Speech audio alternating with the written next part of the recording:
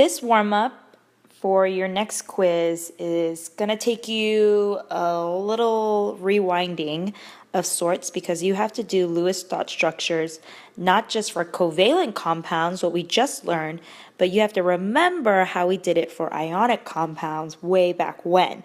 Okay, so I'm going to do 2 examples to get your brains rolling, and then I'm going to give you time to finish the 4 on your own, and then you can check your answers. Okay, the very first thing you need to do is when you look at this compound is you need to first identify if it's ionic or covalent.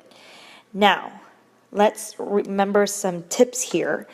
Okay, I'm going to sort of cross this bottom part out and just use it to write some notes down. Remember the tip, I'm on CNN. Do you remember this? I stands for what? Ionic compounds are made out of metal and nonmetal, right? C, covalent compounds are made up of nonmetals and nonmetals. Okay, so I hope you wrote this on a different sheet of paper because you're going to need those 2 boxes later. All right, so now let's look. We have a K and an S, so we have potassium and sulfur. So remember back at your periodic table, okay, we have a line that separated our metals from our nonmetals. So let's do a quick recap. Your metals are on this side, and your nonmetals are on this side, okay, and hydrogen is a nonmetal. Okay, so let's look for our 2 elements. We have a K and an S.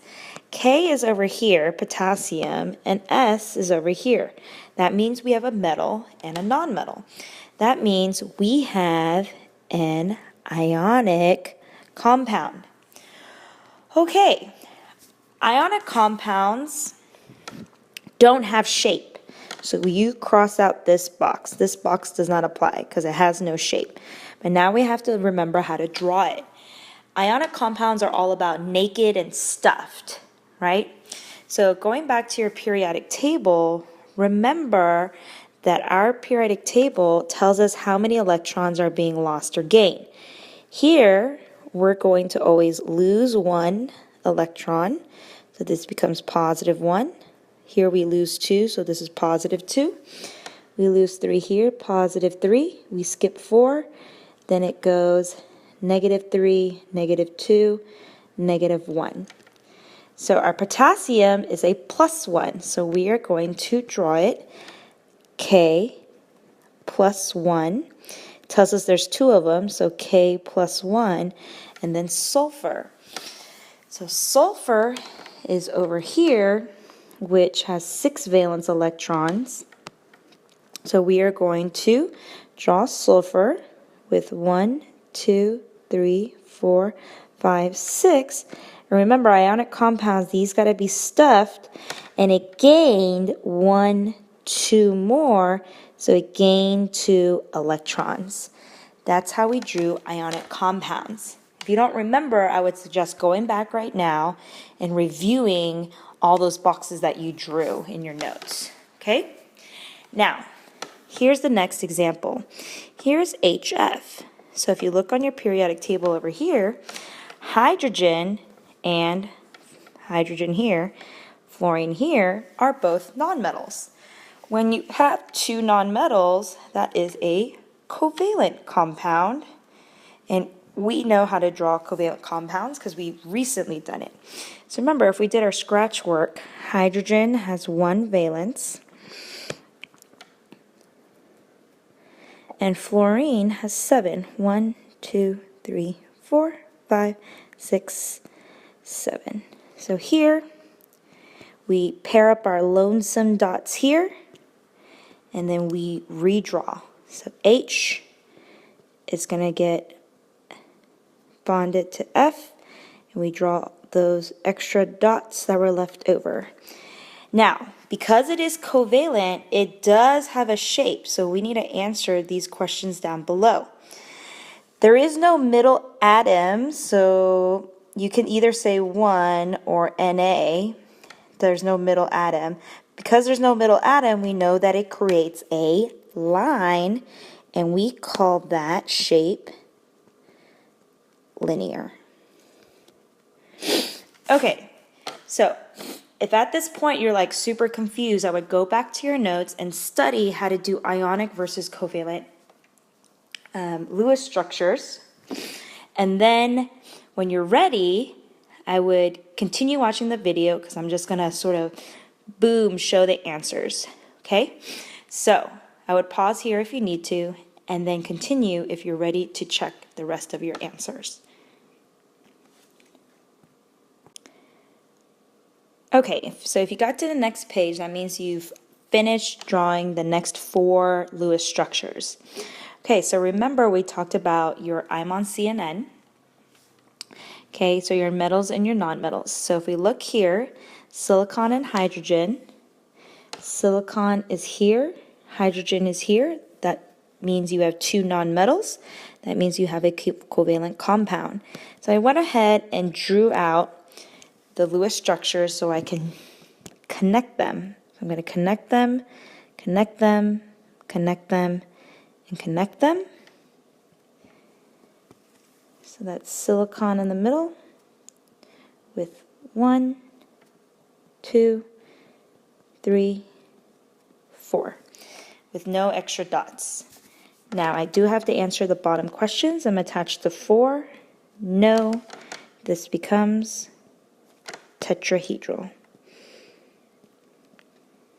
Tetra meaning 4.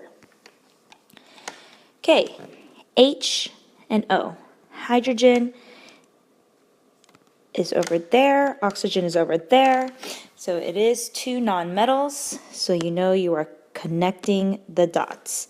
Okay, so if you're connecting the dots, remember the one with the least amount is the middle one, so we always want to connect to the middle one. Okay, so then it would be oxygen is going to pair with hydrogen, pair with hydrogen. We have some extra dots here, so we're going to draw them in. Because it is covalent, we do need to answer these questions. It's attached to 2. Yes, we have these lone pairs here. That means the shape is bent. Okay, CaCl2. Calcium is here, chlorine is here, so that means we have a metal over here and a non-metal over there, which makes this ionic.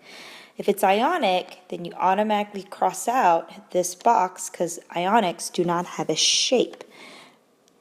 So, going back to the periodic table, let's remember what our charges are.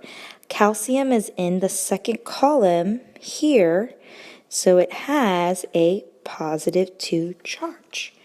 So we're going to come back here and draw calcium that has a positive 2 charge. So our cations are naked, and our chlorines, okay, if you look over here, has 7 valence electrons. 7 valence electron means we need to gain 1 electron. So that means, if we were to draw it here, that we had 1, 2, 3, 4, 5, 6, 7. We gained 1 more, so we're going to draw that in. Whoops, put in a bad spot there. So 1 here. You got to put it and stuff it in brackets and tell me that we gained 1. Now, we have 2 of them, so we do need to draw another chlorine. So 1, 2, 3, 4, 6, 7. I'm going to stuff it. Draw my 8th dot there. Gained 1 electron. Okay, the next one is PF3. So phosphorus and fluorine. Phosphorus is here and fluorine is here. That is 2 nonmetals, making this covalent. So it does mean we have a shape. So here, took the liberty of already drawing out the dots so I can just pair up all my lonely ones. My lonely one is here. Oops, I forgot a dot here, or it didn't show up. Okay, Okay, so let's draw our PF3 with phosphorus in the middle. It's going to connect to fluorine, fluorine, and fluorine. There's a lot of dots that already have a pair, so we need to include all of them.